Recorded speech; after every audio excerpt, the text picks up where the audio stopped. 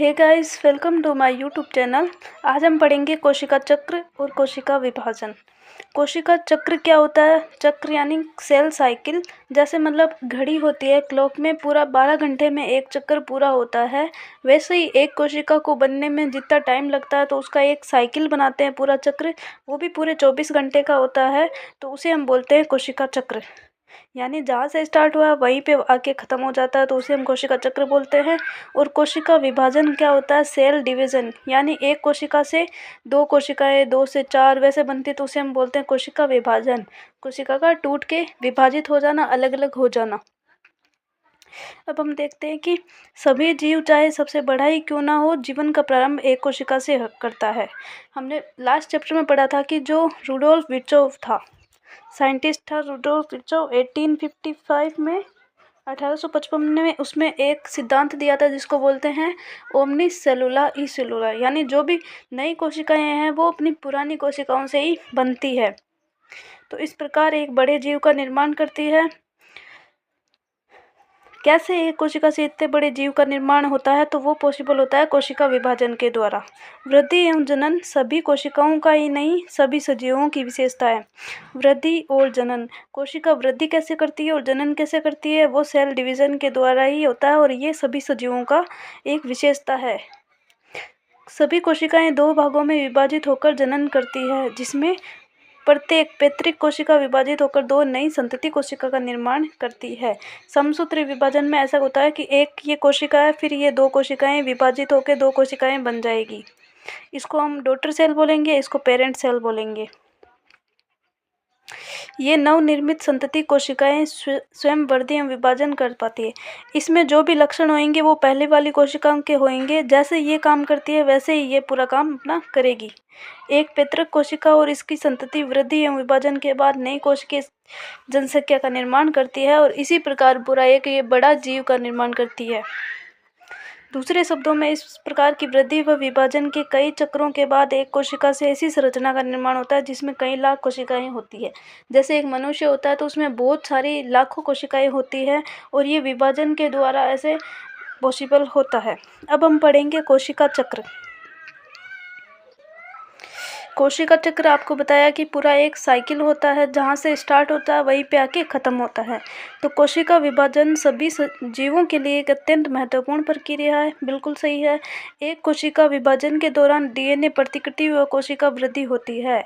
कि मतलब विभाजन के दौरान उसमें क्या होता है? डीएनए प्रतिकृति। जो डीएनए होता है वो एस प्रावस्था होती है कोशिका चक्र में। एस G1, एस G2 और एम प्रावस्था, ये 4 प्रावस्था होती है कोशिका चक्र की। जो डीएनए का प्रतिकृतिकरण होता है, यानी डीएनए का रिप्लिकेशन होता है, वो डबल हो जाता है। ये किस में होता है? एस प्रावस्था के अंदर होता है। और कोशिका की ये यहाँ पे वृद्धि होती है। ये जो 3 प्रावस्थाएं होती है, इसमें कोशिका वृद्धि करती है, और एम प्रावस्था में कोशिका विभाजन करती है। ये सभी प्रतिक्रियाएं, जैसे कोशिका विभाजन, डीएनए प्रतिकृति और कोशिका वृद्धि, एक दूसरे के साथ समायोजित होकर इस प्रकार संपन्न होती है कि कोशिका विभाजन सही होता है। ये सब प्रक्रियाएं होंगी, उसके बाद ही कोशिका विभाजन होता है। वह संतति कोशिकाओं में इनकी पैतृक कोशिकाओं वाला जीनोम होता है। इनमें से जो जीनोम होता है वो जाता है संतति कोशिकाओं में। अब देखते हैं जीनोम क्या होता है। कि अगुणित गुणसूत्र का समुच्चय होता है, हैप्लॉइड सेट ऑफ क्रोमोसोम्स। तो ये क्रोमोसोम्स का हैप्लॉइड सेट होता है।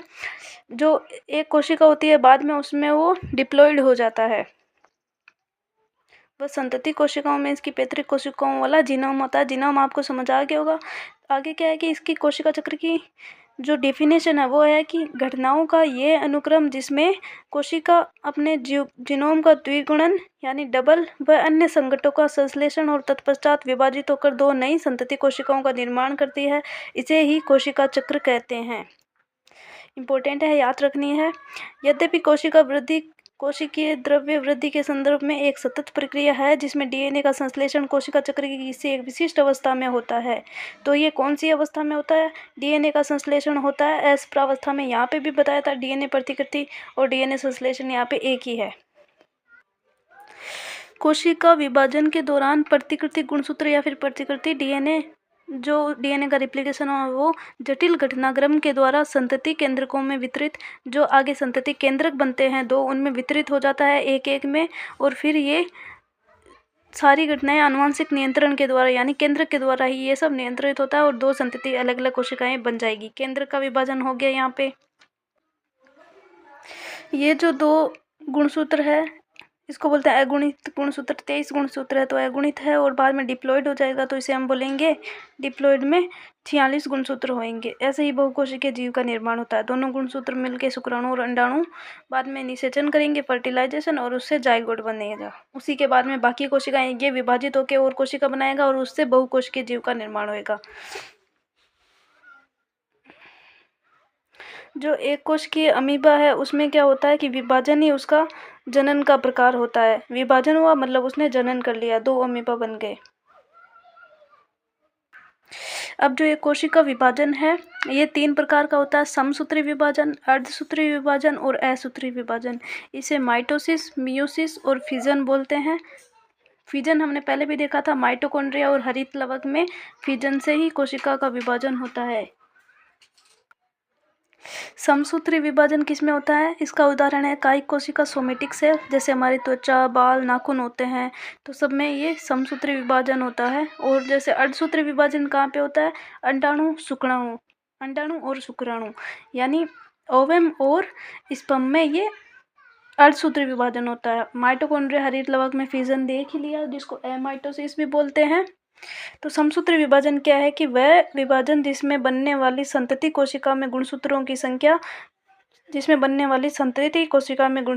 संख्या अपनी मातृ कोशिका में उपस्थित गुणसूत्र की संख्या के बराबर होती है तो उसे समसूत्री विभाजन कहते हैं, यानी समान गुणसूत्र, इक्वल क्रोमोसोम। अब है कोशिका चक्र की प्रावस्थाएं। इसकी कौन कौन सी स्टेज या फिर प्रावस्थाएं बोल सकते हैं होती है? तो एक प्ररूपी यूकेरियोटिक चक्र का उदाहरण मनुष्य की कोशिका के संवर्धन में होता है, जो लगभग प्रत्येक 24 घंटे में विभाजित होती है। यानी इसका साइकिल कितने घंटे का हो गया? 24 घंटा इसका साइकिल हो गया, यानी प्रत्येक 24 घंटे में ये विभाजित होती है। और ये इसका एग्जाम्पल है मनुष्य की कोशिका का संवर्धन माध्यम में विभाजित होती है।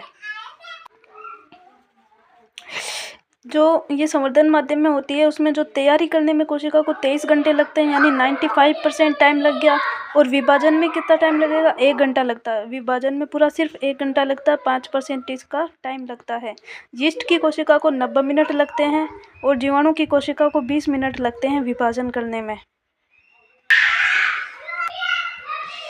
यद्यपि कोशिका चक्र की ये अवधि एक जीव से दूसरे जीव एवं कोशिका से दूसरी कोशिका प्रारूप के लिए बदल सकती है। जैसे हमने अभी पढ़ा कि यीस्ट के लिए 90 मिनट होते हैं और जीवाणु के लिए 20 मिनट होते हैं। यीस्ट यानी 90 मिनट, इसको 1 घंटा 30 मिनट भी कई बार ऐसे क्वेश्चन में पूछा जा सकता है। कोशिका चक्र की 2 मूल प्रावस्थाएं होती है। कोशिका चक्र की 2 मूल प्रावस्थाएं होती है। एक को बोलते हैं इंटरफेज यानी अंतरावस्था, दूसरा होता है हमारा एम प्रावस्था, जिसको सूत्री विभाजन माइटोसिस फेज बोलते हैं या फिर इसको विभाजन प्रावस्था भी बोलते हैं। इसे हम तैयारी प्रावस्था बोलते हैं इंटरफेज को। सूत्री विभाजन यानी एम प्रावस्था उस अवस्था को व्यक्त करता है जिसमें सूत्री विभाजन एम प्रावस्था उस अवस्था को व्यक्त करता है जिसमें वास्तव में कोशिका विभाजन या समसूत्री विभाजन होता है। और अंतरावस्था 2 क्रमिक प्रावस्थाओं के बीच की प्रावस्था को व्यक्त करता है। अंतरावस्था कौन सी है कि यहाँ से स्टार्ट होके यहाँ पे हुई और वापस यहाँ पे होएगी तो बीच में एम प्रावस्था हो गई, तो ये 2 क्रमिक के बीच में सिर्फ ये अंतरावस्था इंटरफेज आएगी। और सूत्री विभाजन यहाँ पे क्या है कि जिसमें वास्तव में कोशिका विभाजन या समसूत्री विभाजन है, इसमें सिर्फ तैयारी करता है इंटरफेज में कोशिका। और ये जो एम प्रावस्था है इसमें रियल में विभाजन हमारा होता है। इसमें 1 घंटा लगता है और इसमें पूरा हमारे तैयारी करने में इस प्रावस्था को लग जाता है 23 घंटे। और 23 घंटे में इसकी 3 प्रावस्था होती है, G1, S और G2। जो G1 होती है वो 11 घंटे की होती है, S प्रावस्था 8 घंटे की होती है और जो G2 प्रावस्था है वो 4 घंटे की होती है। और जो M प्रावस्था हमने देख ही लिया ये सिर्फ 1 घंटे की होती है। ये टोटल मिला के इधर वाली 23 घंटे की और ये 1 घंटे की, टोटल 24 आवर में कोशिका विभाजन होता है। ये ध्यान देने योग्य महत्व की बात है कि मनुष्य की कोशिका की औसतन अवधि 24 घंटे की कोशिका चक्र में कोशिका विभाजन सिर्फ 1 घंटे में पूर्ण होता है, जिसमें कोशिका चक्र की कुल अवधि की 90% से अधिक की अवधि अंतरावस्था में ही व्यतीत होती है, यानी 95% से भी ज़्यादा टाइम अंतरावस्था में ही व्यतीत हो जाता है। एम प्रावस्था का आरंभ केंद्रक के विभाजन यानी कैरियोकाइनेसिस, केंद्रक का विभाजन को बोलते हैं कैरियोकाइनेसिस, और जो कोशिका द्रव्य होता है उसके विभाजन को बोलते हैं साइटोकाइनेसिस। तो उसका प्रावस्था का आरंभ कैसे होता है? कैरियोकाइनेसिस से होता है, जो कि संगत संतति गुणसूत्र के पृथक्करण यानी सूत्रीय विभाजन के समतुल्य होता है, और इसका अंत कोशिका द्रव्य विभाजन साइटोकाइनेसिस के साथ होता है। इसमें ये जो 4 प्रावस्थाएं होती है, इसमें केंद्रक का विभाजन होता है और कोशिका द्रव्य विभाजन, ये इसकी 5वीं प्रावस्था है। एम प्रावस्था में ही आते हैं ये। अंतरावस्था को विश्राम प्रावस्था भी कहते हैं, क्योंकि इसमें कोशिका सिर्फ वृद्धि करती है, विश्राम करती है।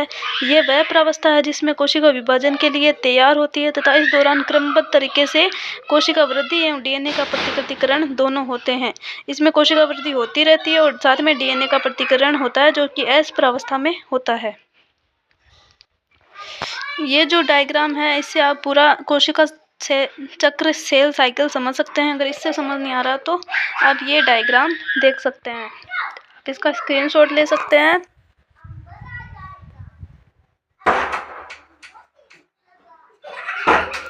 इसमें क्या हो रहा है कि इसको और मैं बता देती हूँ कि इसमें ये एम प्रावस्था है विभाजन वाली, जिसमें सिर्फ 5% टाइम लगता है, 1 घंटा लगता है।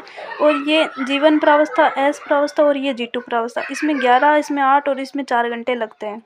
तो जो जीवन प्रावस्था उसमें क्या क्या होता है? एटीपी का निर्माण होता है, अमीनो अम्ल का निर्माण होता है, उपापचयी रूप से कोशिका सक्रिय होती है, कोशिका के आकार में वृद्धि होती है और साथ में आरएनए का भी निर्माण होता है। जो एस प्रावस्था उसमें क्या होता है कि रिप्लिकेशन होता है। किस किस का?